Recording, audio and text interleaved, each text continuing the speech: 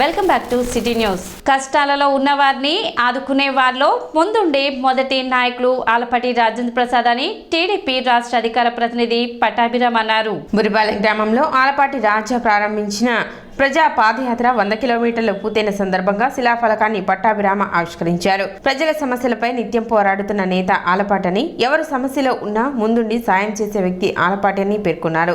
Psycho ముఖ్యమంత్రి గద్దె దిగాలంటే Janasena TDP ప్రభుత్వం రావాలని పట్టాభిరామ అన్నారు. ఆలపాటి మాట్లాడుతూ ప్రజా పాదయాత్ర ద్వారా ప్రభుత్వ వైఫల్యాలను ప్రజలకు వివరించి భవిష్యత్తుకు భరోసా ఇవ్వడానికే పాటుపడుతున్నామని అన్నారు. పెద్ద సంఖ్యలో పార్టీ నాయకులు, అభిమానులు, గ్రామ ప్రజలు పాల్గొన్నారు. రోడ్ చూసావు ఈ ఊరు చెన్నైలైంది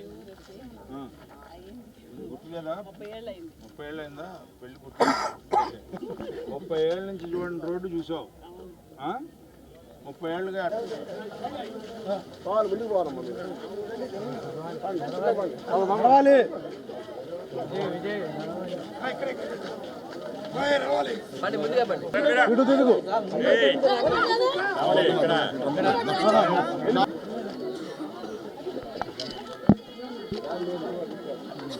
ఇటు బాబు జగజ్జీవన్ రావు, బాబు జగజ్జీవన్ రావు.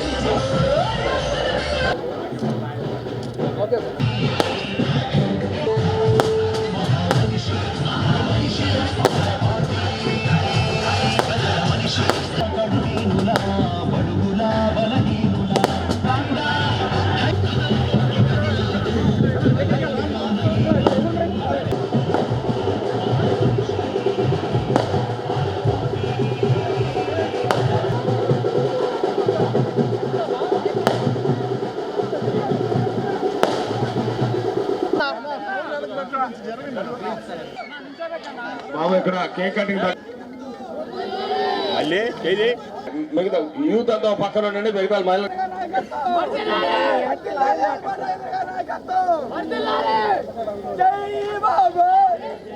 మా ఫోన్లు పెట్టండి.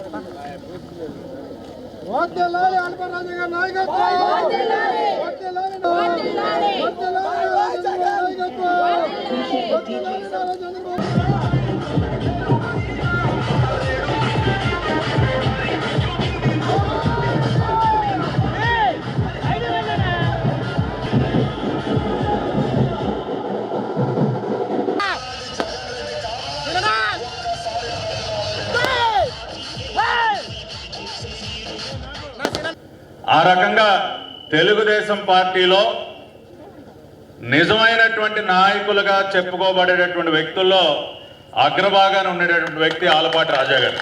కానీ కష్టాన్ని పంచుకోవడానికి ముందుకు వచ్చినటువంటి వ్యక్తులు చాలా అరుదుగా ఉంటారు. అటువంటి అరుదైన వ్యక్తి ఆలపాటి రాజా గారు. ఒక అభిమానిగానే ఈ రోజు ఈ కార్యక్రమానికి రావటం జరిగింది. మిగ్జాన్ తుఫాను వల్ల ఎంత తీవ్రంగా రైతాంగం నష్టపోయిందో, అంత కష్టాల్లో ఉన్నటువంటి రైతుల్ని పలకరించడానికి చాలా రోజుల పాటు ఈ సైకో ముఖ్యమంత్రి తాడేపల్లి కొంప నుంచి బయటికి రాలేదు.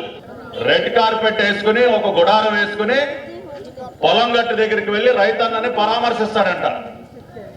ఇంతకంటే సన్నాసి ఈ ప్రపంచంలో ఎవడైనా ఉంటాడా?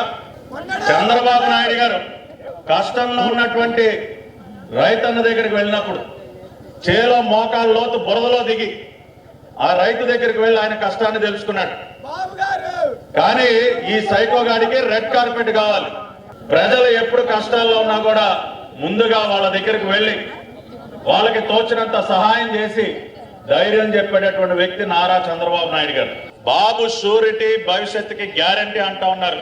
ఇవాళ రాష్ట్ర ప్రజలందరూ కూడా ప్రతి ఒక్క సంక్షేమ పథకం దాగా రైతన్నల్ని ఏ రోజు కూడా ఆదుకోకుండా, కనీసం వాళ్ళ ధాన్యం కూడా సరిగ్గా కొనుగోలు చేయకుండా, మనం ఇంకొక బాధాకరమైనటువంటి విషయం ఏంటంటే, ఒక పక్కన తుఫాను ముంచుకొస్తా ఉంది, వర్షాలు పడుతూ ఉన్నాయి, కళ్ళెదురుగుండా ధాన్యం కనపడతా ఉంది, కానీ మిల్లుకి తరలించడానికి గోను సంచులు లేవు. ఇవాళ గోను సంచులు కూడా రైతులకి సరఫరా చేయలేనటువంటి చెత్త ముఖ్యమంత్రి జగన్మోహన్ రెడ్డి. ఇవాళ దేశంలోనే రైతు ఆత్మహత్యల్లో 3వ స్థానంలో ఉంది ఆంధ్రప్రదేశ్. ఈ రకంగా వ్యవహరిస్తా ఉంటే రైతన్నలకి ఆత్మహత్య చేసుకోవడం తప్పితే ఇంకా గత్యంతరం ఏంటి? ఇటువంటి చెత్త ముఖ్యమంత్రి రాష్ట్రానికి అవసరమా అని చెప్పి ఇవాళ ప్రజలందరూ కూడా ఆలోచిస్తున్నారు. ఈ రోజున తెలుగుదేశం జనసేన కలిసి పోరాడాలని చెప్పి నిర్ణయించుకుంటే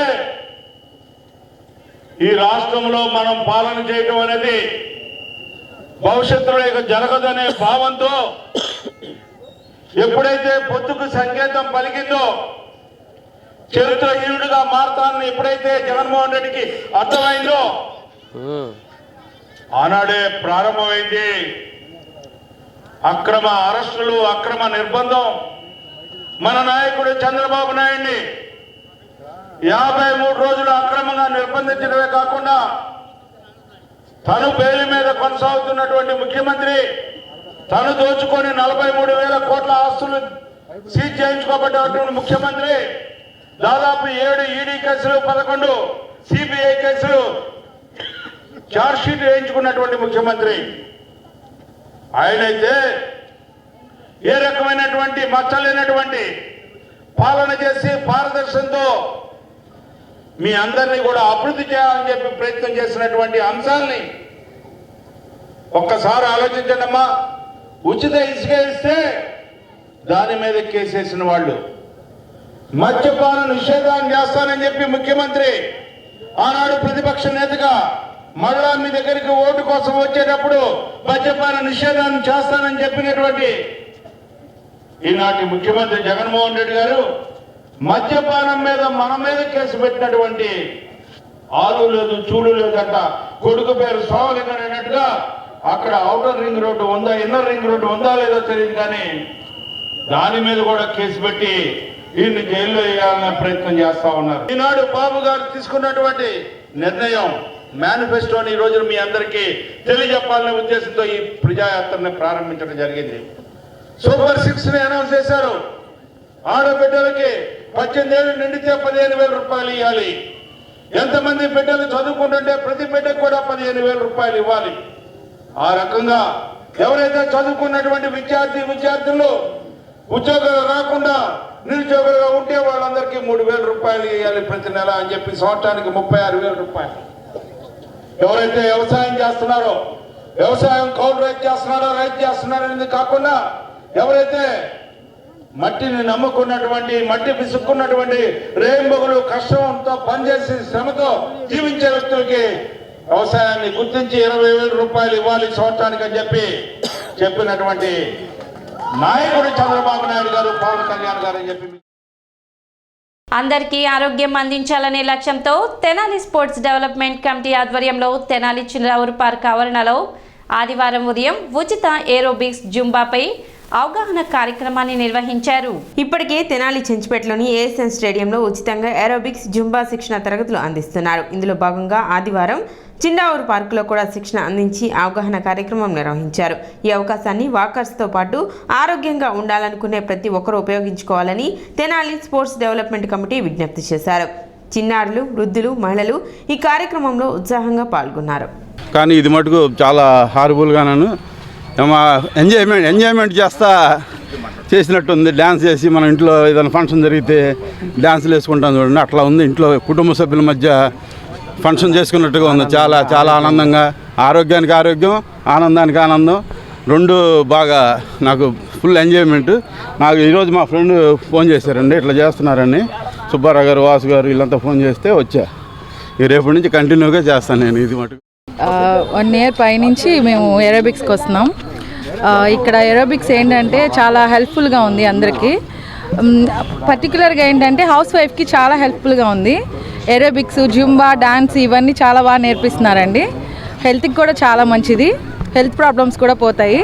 అందరూ దయచేసి ఏరోబిక్స్కి రండి. సిటీ న్యూస్ ముగించే ముందు ముఖ్యాంశాలు మరోసారి.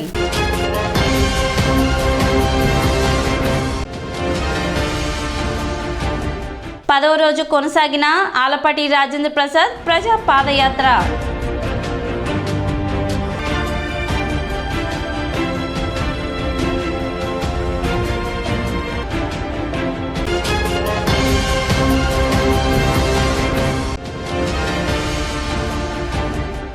జనసేన నేత బాలశౌరికి ఘన స్వాగతం పలికిన టీడీపీ, జనసేన శ్రేణులు.